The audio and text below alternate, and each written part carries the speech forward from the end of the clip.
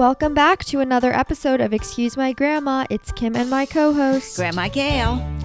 So this week on the podcast, we have on a beauty expert. Who is also beautiful, Kim. Yes, that's true. And she started a company back in the 1980s, and she's still a household name in the cosmetic and beauty world today, Trish McEvoy. And she's been so helpful in helping us with our own makeup and beauty journey. We've had the best time. She made us up for Kim's birthday, and Kimmy never looked so good. She really didn't look 26. She maybe only looked 24. And she's given us products that I'm already addicted to. There's like this liquid blush that I really like, and we've been trying everything out, which has been really fun. We're like a kid in a candy store, but full of makeup. So we've been really having fun with this. Right. What was the looks in the 50s and 60s when it came to makeup? Well, that was the cat eye with Sophia Loren. She personified. People still do that with like a liquid liner. Well, now it's back. It was out for a long time. But most people didn't wear a lot of makeup in the 50s. That really was not the look. It was the freshly scrubbed schoolgirl look. And then when you went out, you sort of wore a little bit of makeup, a little rouge, and not that much eye makeup. Certainly not all the lashes and stuff that you see on today's young women and models that you see on television. Yeah, it's definitely big for reality TV stars and everyone else to do the nails, the lashes, all of that. We talk a little bit about that with Trish. Okay, well, let's get to listening to her because she's got a lot to say. All right, everyone. We are joined by Trish McEvoy. We're so excited to have you here, Trish. Thanks for joining us. Thank you, Trish.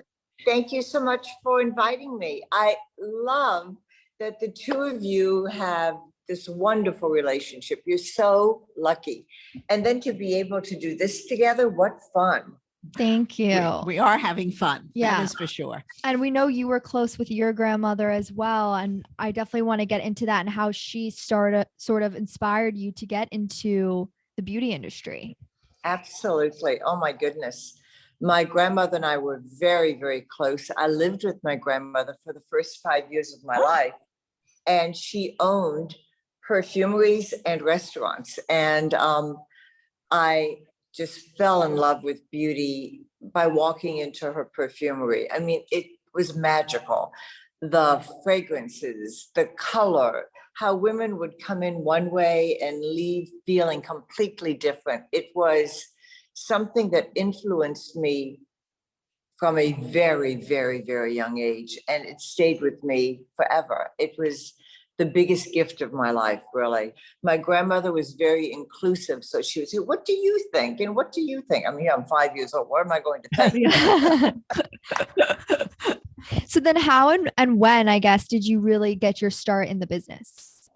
I got my start in the business by working for Estee Lauder behind a cosmetic counter. And I was very, very fortunate. I had a phenomenal boss.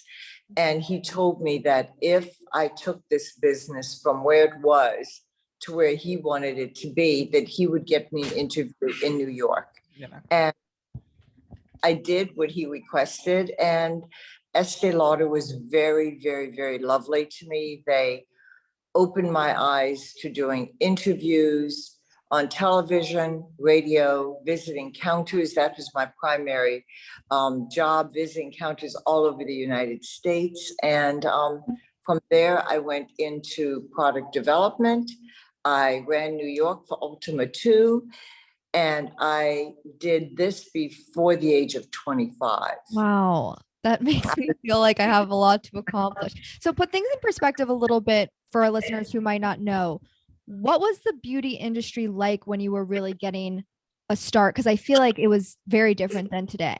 It was very different. First, no niche brands whatsoever.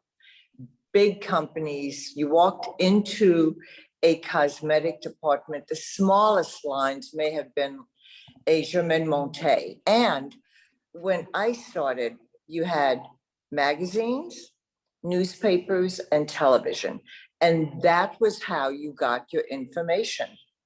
Today, you've got my goodness, Instagram, Instagram. TikTok. Oh. TikTok. Mhm. You've got so much out there, and it's a much more consumer ruled place Mhm. versus a company ruled place. The consumer is the person in charge. They tell you what they want, what they like, what they don't like. It's wonderful. It's a very independent arena right now. It's wonderful. And I thought it was interesting too to think about that now. I feel like my entire Instagram feed is like beauty tutorial videos or nail accounts or makeup accounts. How did people get inspiration? Well, we used to go into a store, like Trisha's saying, you'd go into Elizabeth Arden, or you'd go into Helena Rubinstein, who had boutiques, or you'd go into Saks or Macy's or wherever, the large department stores, and somebody behind the counter would take a half an hour and really help you go through it. But now, But you're not going to do that. Like the trends can't move as fast because you're not going to do that every week. well, nobody did, nothing moved as fast. I think that today it's much more entertaining. Mhm. In the middle of the night, you can watch a YouTube tutorial. You can go on Instagram. I mean, it's fabulous. Today is wonderful. Back then, you had the people behind the counters, or you would go to a salon and they would do your makeup. But very seldom were you taught how to do it. Women loved sitting in the chair and having their makeup done. Right. Then they would get home and they would be clueless. Right. Like me. Right? Yeah. What also has happened is that competitors are no longer competitors. They're more united in a united front. We work together. We enjoy each other's company. We help each other. It's quite lovely. It's quite lovely. I just got off the phone with Ruby Hammer, one of the top makeup artists in London. I mean, it's lovely, lovely. Yeah. And the thing that I think I guess could get dangerous though is when you're seeing a video and it's like they do this very cool cat eye shape, let's say, and then I try it and I'm like, I look terrible. You kind of have to know the shape of your own face and your own eye, right? Like I know if you have hooded eyes, you're supposed to do eyeliner differently. So how do you kind of like learn about what works best for you? Very easy. You Google. How do you make up a hooded eye? See? It'll take you right there. Google everything. Mhm. It's so easy today. Google, Google, Google. Mhm. And again, today there's so many YouTube videos, and literally you're not going to be looking at a 15-step routine for you because you're both very busy. You're going to Google simple eyeliner. Right. We're not going to Hollywood and we're not in the Super Bowl. So I don't think we need to overdo it. Well, we are on camera quite a think lot. We are on camera. That's true. We are on camera. That's the story I have to say, Trish. She follows me at 8:00 in the morning. I have to put my makeup on because I never know when I'm going to be on TikTok. But that's a good thing. That's a good thing. Well, it's good. It's good unless you live with her. Listen, she would be perfect to live with me. We would have so much You would fun. have fun. You That's do so would. true. For those, when we clip this, we'll realize we're not wearing as much makeup as usual. That's because we're going to do a little bit of a makeup tutorial with Trish, who is the expert here. People ask us or Grandma on TikTok pretty much every day, how do you look so young? Like what makeup do you use? All of these questions. And Trish, you kind of have like a tip or a trick to make it as if you have an instant eye lift. Oh, one of my most popular tricks and products is instant eye lift. All you do, you take this product, it's a skincare product and an eye brightener, and literally you make a triangle. Should we do it with you? I'm going to do it with you. Sure. Okay. And then you use my wet dry brush and really press with your brush, and then take your sponge or your ring finger and keep pressing. And what that does, it brings out the center of your face and it illuminates the under eye area. Gail, how old are you? 80. You're I'm 80. I'm going to be 80. Oh, I'm not you 80 yet. are I'm not 80 yet, but amazing. after this tutorial, I'm going to be 80 because it's going to take me a year to figure it out. No, you're going to be like 70 because you're going to lose 10 years. Well, I don't know. That is so I might funny. have to buy 100 of these brushes for my 80th You birthday. only need one. because you have to wash it. I have to You're not wash the brush giving it away. too. Now I'm washing the sponges. I'm washing my brush. I'm very You're going busy. to be washing a lot, baby. Oh my gosh. All right. So that instantly, no matter what your age, really brightens underneath. Now, very important is to get that beautiful glow. So we're going to take the liquid face color, a little on the nose, believe it or not. And then you take your brush, the big side. So what's the inundated. difference between using like a liquid blush versus powder? What's very good about using a product like this, it's so natural looking, totally mistake proof. Mhm. Powder on a more mature skin can lay on the surface. Yeah, I like this. Okay. Everybody loves this. And then go to your lip perfector. And this is an instant, balmy, natural looking lip. It's not a lipstick, so to speak. And there you've got it. That's all you need when you just want to rush out the door. It's like no makeup. You've heard that. No makeup. Absolutely. So you have that beautiful brightness under the eye. You have a little bit of glow on the cheeks and on the lip. Your lips are enhanced, but you don't look like you've got lip color on. Yeah. And there it is. It's that And simple. we're gossiping, so it's taking longer, but it literally took 1 second. Right. 1 second. And we look so Liquid- beautiful. And we look beautiful. And it's easy. You know what? It's about feeling that you just have a little bit more than your natural self, but you're enhancing your natural self. Natural versus glam. What like do you see as more of the future right now? Like Grandma was saying, how come all the housewives have fake lashes and lip filler and all of that But stuff? they look Like terrible. I mean, we don't want to look like them, really. I mean, what Well, who's our some look model? good. Who are we now emulating? It used to I be think- Cindy Crawford or Audrey Hep. You know, who's our iconic look now that we're really trending towards? I think you've got to look at the best version of yourself.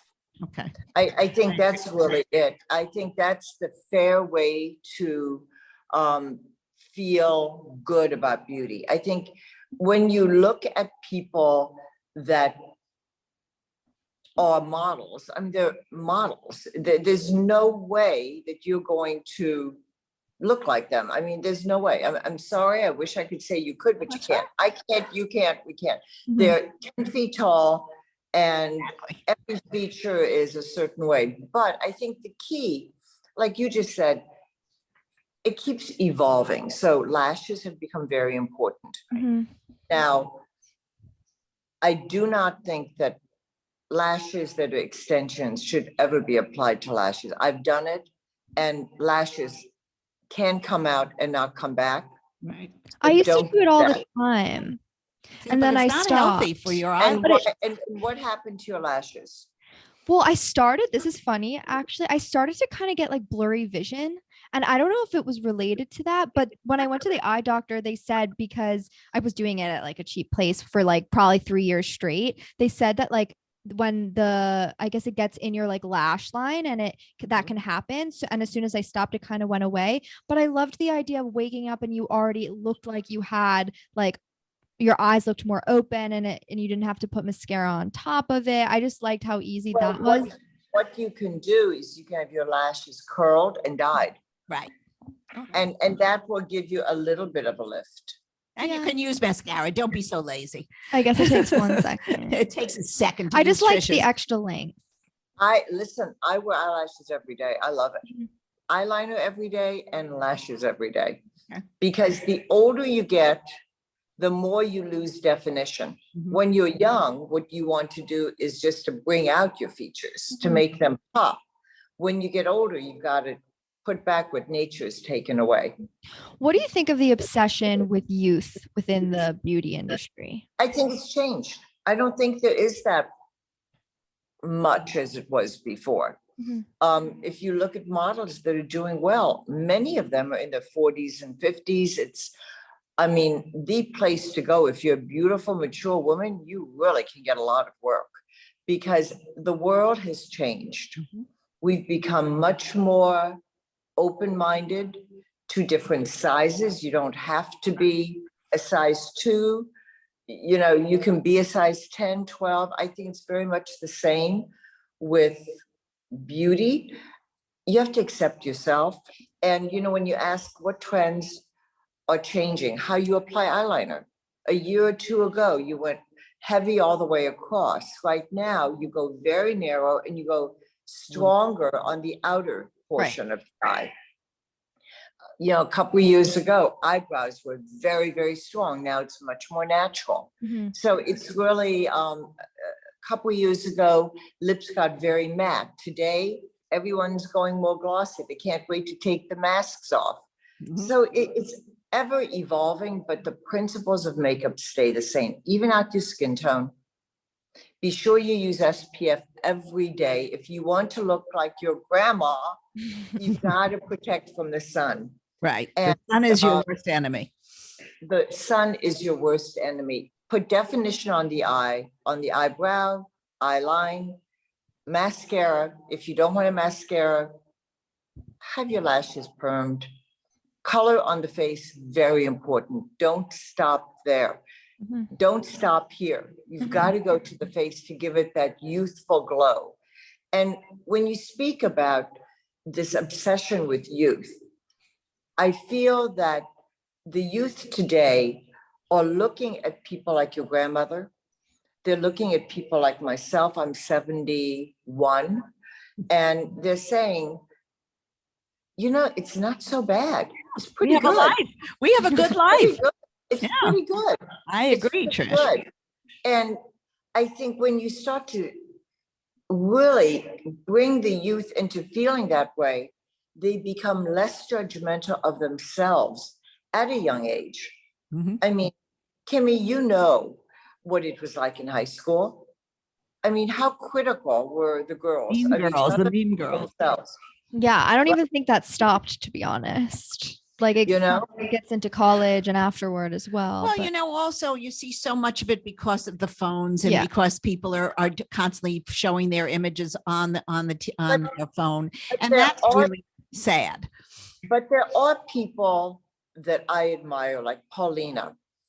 She's a fashion model from 100 years ago. But she was absolutely, and is beautiful. She was one of the top supermodels. And today she's in her 50s. And she speaks about, enjoy. I have so many people that come to me and they're like, tell me all your secrets. Tell me everything. Well, I think you have a very great outlook. You've had a career, you've had some recent tragedies, you've picked yourself up, and now you have a new chapter. And which is, that's inspirational, especially for my generation and a little younger, not for Kimmy's. Kimmy doesn't understand the second time around, but it really is. Wait. There are people that are Kimmy's age that have divorced. Yeah, well, that's very sad. Yes, you're probably right. And there are people that are Kimmy's age that had tragedy and lost their life. That's true. That's true. I think, being young doesn't keep you from tragedy or loss. That's true. You're absolutely right, especially in today's world. For those who don't know what we're talking about, Trish, if you could talk a little bit about like your relationship history and now what it's like dating later. I had the most amazing love affair. My husband was the wind beneath my sails. He really was. Very nice. I worked with him. We enjoyed every minute of being together. And then one day we woke up and he said, my neck is bothering me. And we didn't think much of it. At that time, I was in my early 50s. He was 14 years older than me. And we went to a physician and we found out he had Parkinson's. And he suffered with Parkinson's for 10, 12 years. Yeah. At the end, he could barely speak, move. He couldn't do anything. And it was a journey of being so grateful for every day, a journey of, in life, you take the good with the bad. And it was a journey of really learning what's really important in life. It taught me more about living those 10 years than the years before, all the good years. It taught me the importance of really caring for someone and what marriage really means. And when he passed, it was the most devastating time of my life. I could not believe that he would never be able to speak to me again, never hug me again. He was gone. I mean, I had this wonderful support system, and COVID happened. So then we were in lockdown, and I was, again, life is also about being at the right place at the right time. Then one day I decided to go to the beach, and my assistant calls me and said, no, don't come. The traffic is terrible, terrible. So I said to Haley, my marketing manager, I said, let's go for a drink at the Mark. We go to the Mark. Where you meet everyone. That's I'm where you telling meet you. everyone. We go to the Mark Hotel, and we sit next to two girls. I brought my dog with me. We started playing with the dog. And this lovely girl asks me about my husband and how is he, because she was a patient at our office. And I told her that he had passed. She literally picked up her phone and said, I have a guy for you. And it was her best friend's father. Oh, that's And a good story. unbelievable. And I said, no. I had no interest. I wasn't even thinking of dating. My sister-in-law told me that I should seek help because I didn't want to date. She was so funny. She said, Nobody wants anybody to be alone. They want people to have somebody to be with. It's life is just too short. That's what she said, but I was no. And then I said, okay, because this girl was so persistent. I said, have him text me. Well, I think he did text, but I don't think he had ever texted a girl before. So I had to make sure that he could text, because I'm not dating a 40-year-old. Right. So then I had him FaceTime me because I wanted to make sure that, I didn't want to go the first time out with someone that I just couldn't. Yeah, it would be too upsetting. Yeah. I couldn't do that. So he FaceTimed and passed that test. But he still didn't pass the final test. Uh-oh, what's that? How is he with other people? So I met him, and I brought all the people that were with us to the restaurant, and we had drinks. And yeah. And he passed the friends test. He passed the friends test, and we've been together ever since. That's so nice. That's a good story. We love that. So the first date was actually kind of a group date. It was a group go-see. See, this is very interesting. Would you recommend that to people, like if they're not sure and they? Well, I don't think that every man out there would be as open as Richard. Let me come with 5 girls. Yeah. I don't think a 28-year-old guy is going to let you come with all your friends. Right. Oh my God. That's very nice. It's a good story. So do you have advice for other women or men, I guess, about how to meet people? I really don't, because mine was a fluke.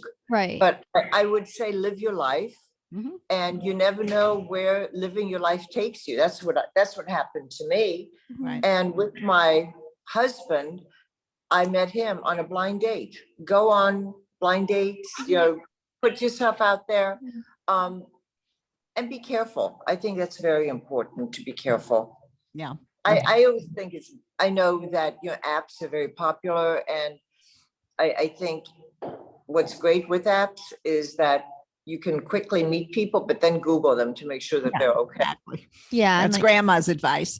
So we have some questions that listeners wrote in for you, Trish, specifically. If you had any recommendations for older skin and for gray hair.